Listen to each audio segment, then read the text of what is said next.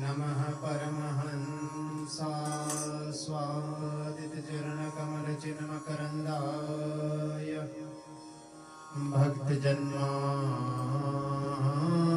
भक्तजन्मानसनिवासाय श्रीरामचन्द्राय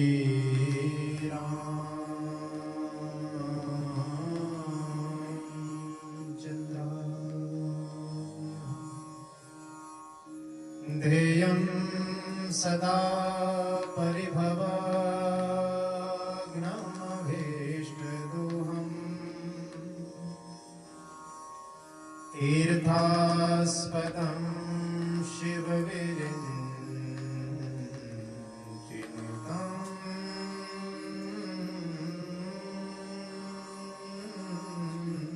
शरण्यं मृत्यार्तिहन् प्रणतपालभवाब्धिपूतम् वन्दे महापुरुषते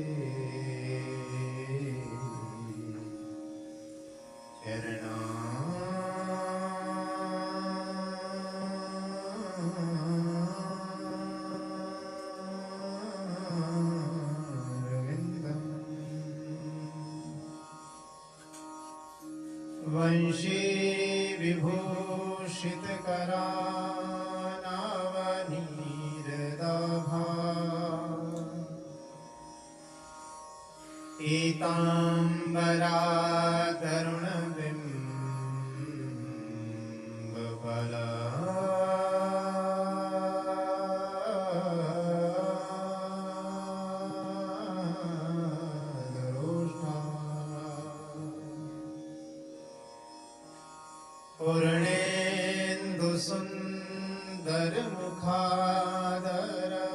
पूर्णेन्दुसुन्दरमुखादरविन्दनेत्रा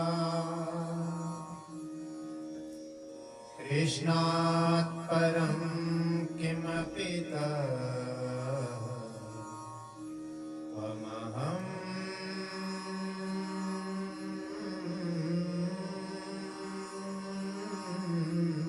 न जाने। ओ भगत भगति भगवंत गुरु चतुर नाम वपु एक, इनके पद वंदन करूं नाशत विघ्ननि।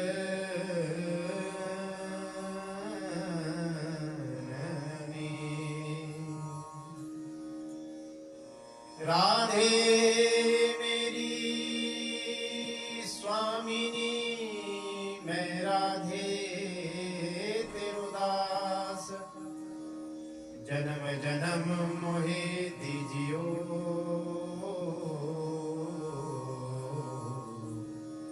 श्री वृंदावन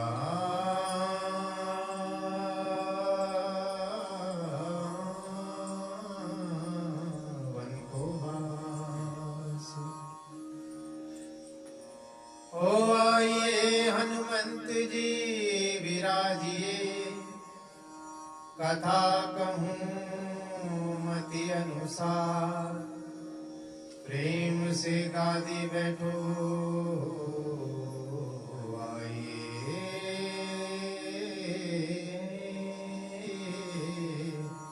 पवन कुमार।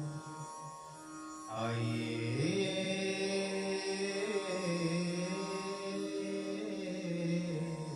पवन कुमार। वृंदावन बिहारी लाल की जय। सद्गुरुदेव भगवान की जय। भागवत महापुराण की जय। जय तारा मैया की जय। जय जय श्री राधेश्याम।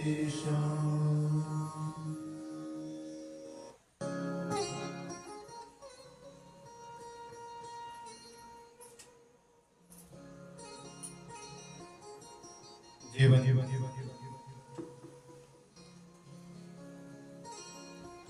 रस सार सिंधु सरोवर समुद्भूत पंकज कमल द्वितीय मूर्ति निखिल जगन्यंता शारंग पाणी पुण्य श्लोक शिखामणि अखंड जन्मे दृष्टि से युक्त शुद्ध सत्व में सर्वज्ञ परमात्मा स्वरूप निर्विकार आदि पुरुष षडेश्वरी से संपन्न तीनों गुणों के अधिष्ठाता सुखदायक दयाद्रि समुद्र शरणागत वत्सल भक्तवांछा पारिजात कल्पतरु नंदनंदन यशोदानंद वर्धन चित चोर माखन चोर कृष्ण कन्हैया श्री बाल कृष्ण लाल जी और इन्हीं वेदांत वेद्यानंद कंद सच्चिदानंद श्री कृष्ण चरण मकरंद मिलिंद महानुभाव की वांग में प्रतिमूर्ति श्रीमद् भागवत महापुराण बोली श्रीमद् भागवत महापुराण की जय। प्रातः स्मरणीय अर्चनीय वंदनीय पूजनीय श्री गुरु चरणारविंदों वंदन करते हुए वाणी के अधिष्ठात्री देवी मां सरस्वती के चरणों वंदन करते हुए भूत भावन भोलेनाथ भगवान शंकर महादेव का आवाहन करते हुए मंडल पर आवाहित स्थापित पूजित समस्त 33 कोटि देवी देवताओं के चरणों में वंदन। समस्त ब्राह्मण वृंद शक्ति भक्ति स्वरूपा मातृशक्ति यजमान परिवार और आप सभी के हृदय में बैठे अनुपम त्रिभंग ललित चारु कौस्तुभ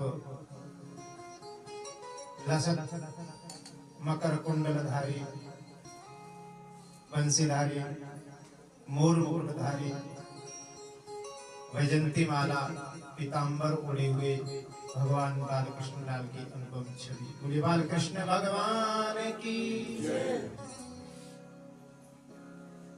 के भाग्योदय बहु जन्म समर्जितेन सत्संगमं च लभते पुरुषो यदा वे अज्ञान हेतु कृत मोहमदान्धकारं नाशं विदाहि ततोदयते विवेका। मैं एक ही बात प्रतिदिन क्यों कहता हूँ? आप सोचते होंगे कि पंडित जी तो प्रारंभ में एक ही बात कहते हैं, भैया कुछ और कुछ कहने को नहीं आता है तो क्या? हमारा कहने का तात्पर्य है इस श्लोक को प्रथम बार में ही कहने का एक तात्पर्य है। इसका औचित्य केवल इतना ही है कि यदि इन 7 दिनों में केवल और केवल एक शब्द भी आपके कान में पड़ गया और वो शब्द ऐसे पड़ गया कि कानों से प्रविष्ट कर्णरंध्रेण कानों से प्रविष्ट होकर हृदय में बैठ गया। यदि आपने ये भी बात सीख ली क्या कि भैया बड़े भाग मानुष तन पावा और बड़े भाग से सत्संग पावा। बोलो गोविंद भगवान की। यदि ये भी बात आपकी समझ में आ गई कि भैया बड़े भाग्य से सत्संग मिलता है तो यकीन मानिएगा बंधुओं, आप दूसरी बार कहीं सत्संग में जाएंगे ना तो सत्संग में बैठते ही हरि की छवि आपके हृदय में उतर जाएगी और आप जीवन भर ये प्रयास करेंगे कि हम कितना ही भगवान की कथा को क्यों ना सुने। बोलो गोविंद भगवान की। इसलिए हम कहते हैं कि कथा सुनो तो परीक्षित की तरह सुनना, जो 7 दिन तक अपने आसन से हिले नहीं। कथा सुननी हो तो प्रहलाद और मीरा की तरह, कीर्तन करना हो तो प्रहलाद और मीरा की तरह, जिन्होंने सारी हया को त्याग कर, सारी लज्जा को त्याग कर, सारी शर्म को त्याग कर औरों को भी अपने साथ नचा दिया। देखो सत्संग सुनो तो परीक्षित जी की तरह कीर्तन करो तो प्रहलाद और मीरा की तरह, और बंधुओं सेवा करनी हो तो भगवती विदुर पत्नी की तरह करना। बोलो जगदम्बा मैया की। क्यों विदुर पत्नी के स्थान पर यहाँ पर कान्हा की जगह हमने भगवती का जिक्र जयकारा क्यों लगाया? मार्कंडेय पुराण कहता है क्या के विद्या समस्ता स्तव देवी भेदा स्त्रिया समस्ता सकला जगत्सु। संसार में जितनी भी विद्याएं हैं और संसार में जितनी भी माताएं बहनें हैं वो सब जगदम्बा का रूप है। इसलिए सेवा करनी हो तो विदुर पत्नी की तरह करना। भाव में आकर यही पता नहीं चल रहा कि भगवान को केले की जगह केले के छिलके खिला रही बेचारी है, और भगवान भी बड़े भाव के साथ वो छिलके आनंद के साथ पा रहे हैं। भाव इतना प्रबल हो गया भगवती का।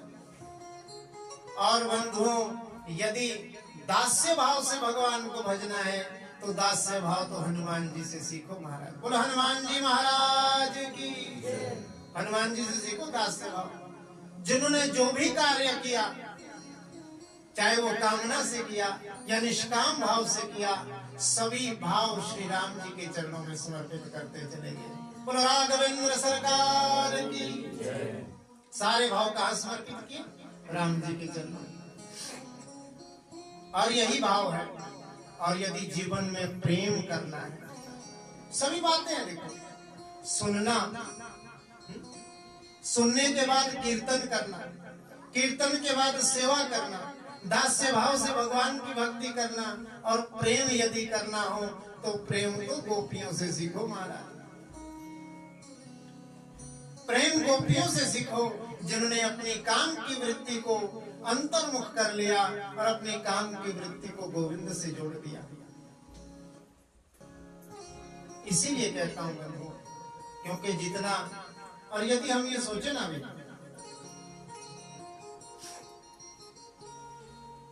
और यदि हम ये सोचें, देखो बात बड़ी प्यारी है, क्योंकि यदि हम समाज की ओर जाएंगे, दो रास्ते हैं। एक मार्ग है समाज का और एक मार्ग है सत्संग का। दोनों की राशि है। समाज की ओर जाएंगे तो लोग आपको सुखी नहीं रहने देंगे।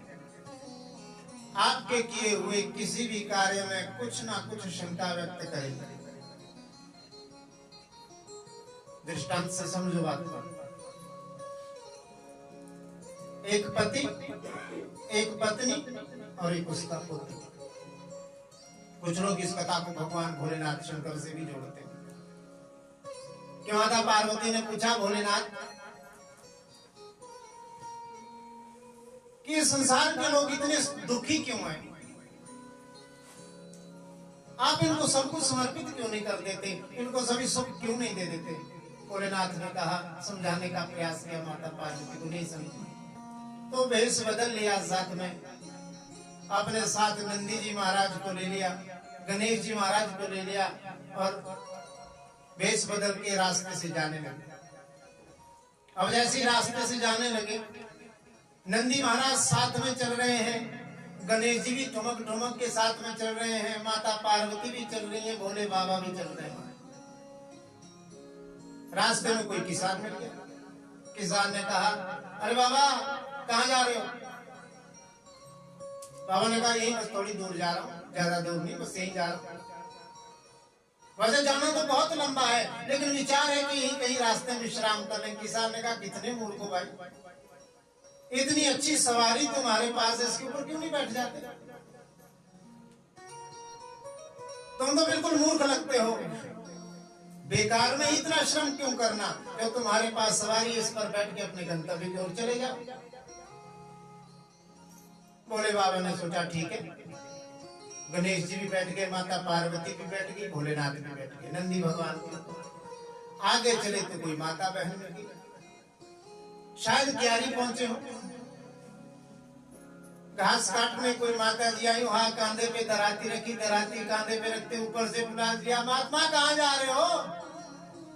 ये बेचारा एक इतना पतला दुबला पतला बैल और तीन तीन बैठ के जा रहे,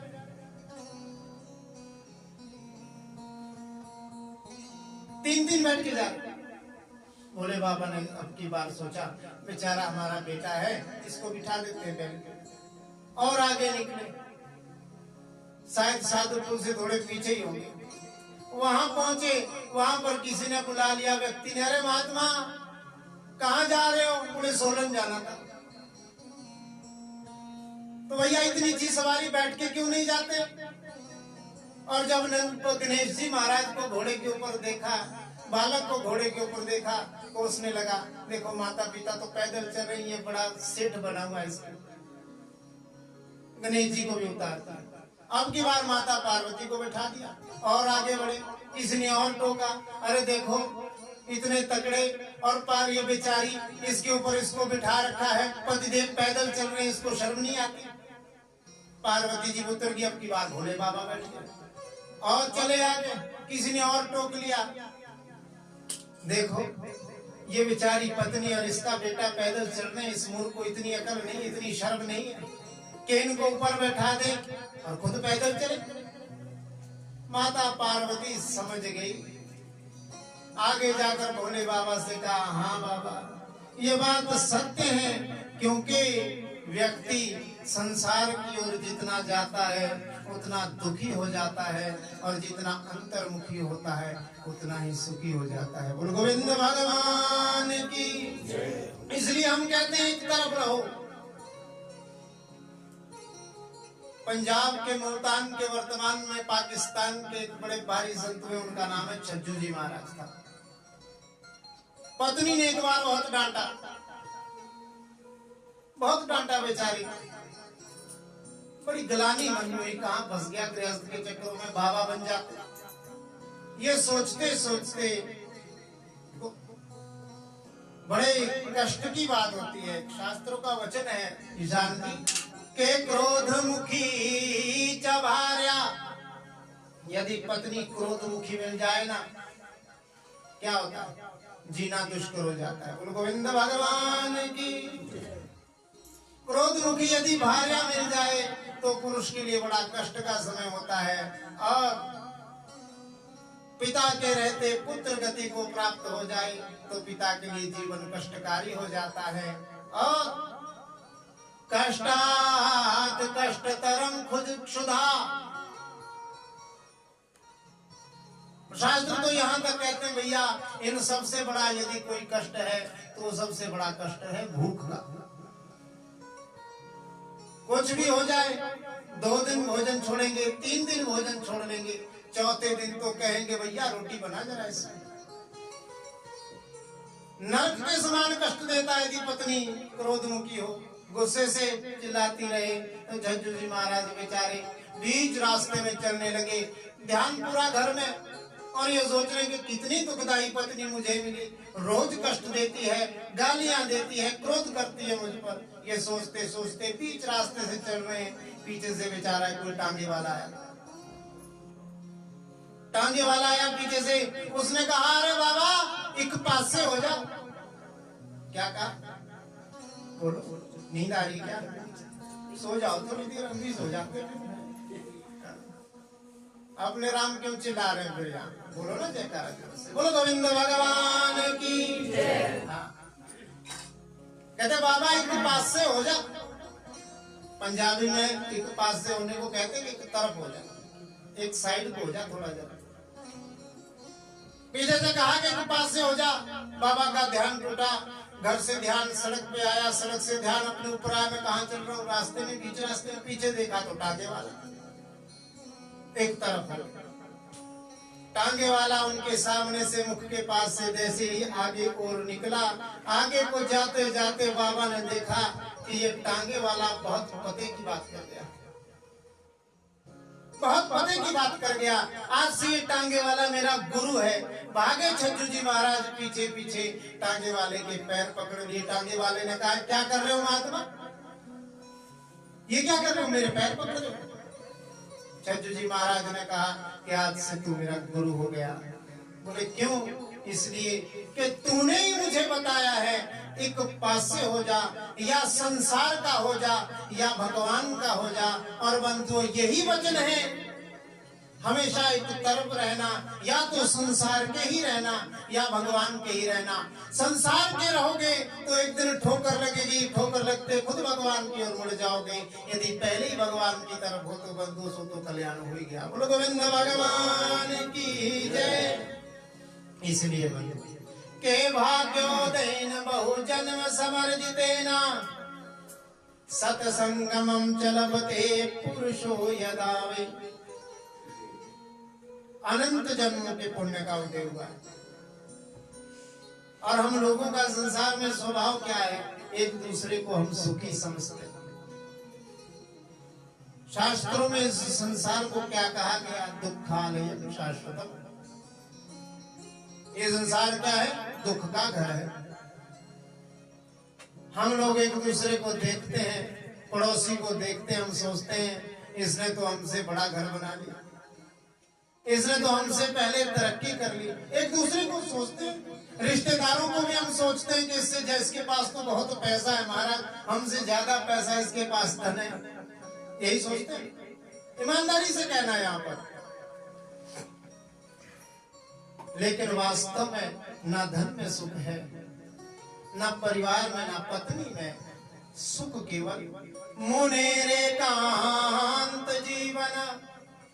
देखो धनवान गरीब कहे धनवान सुखी है, धनवान कहे सुख राजा को भारी, राजा कहे चक्रवर्ती सुखी है, चक्रवर्ती कहे सुख इंद्र को भारी, इंद्र कहे चतुरानन सुखी है, चतुरानन कहे सुख विष्णु को भारी।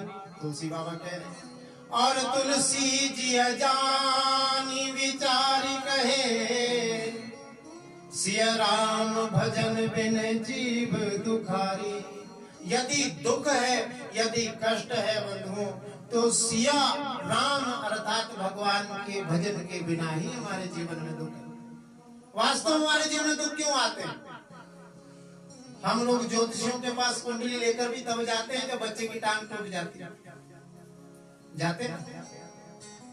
हम घर में पूजा पाठ भी तब करवाते हैं जब ये सोचते हैं कि जब किसी ज्योतिषी कोई कहे कि भैया आपके तो राहु की दशा चल रही है महाराज, थोड़े मृत्युंजय के जाप करवा दो।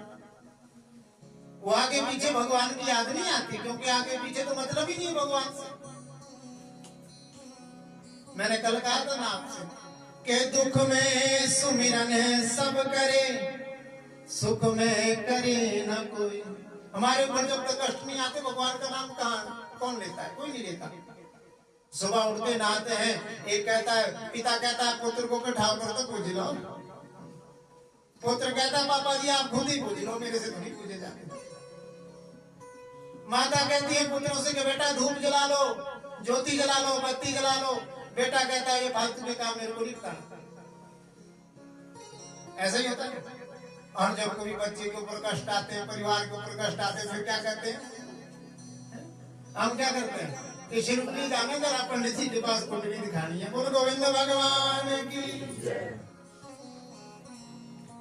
और यदि हमारा ये मन पहले से बन जाए कि भैया वर्ष में 2 दिवस निश्चित कर लो, 2 समय निश्चित कर लो वर्ष में, एक नवरात्रि का समय और एक श्रावण का समय, कि भैया श्रावण में तो हम करेंगे ही करेंगे मृत्यु महामृत्युंजय का अर्चन, भगवान शंकर का अर्चन, और नवरात्रों में जगदम्बा का अर्चन करेंगे।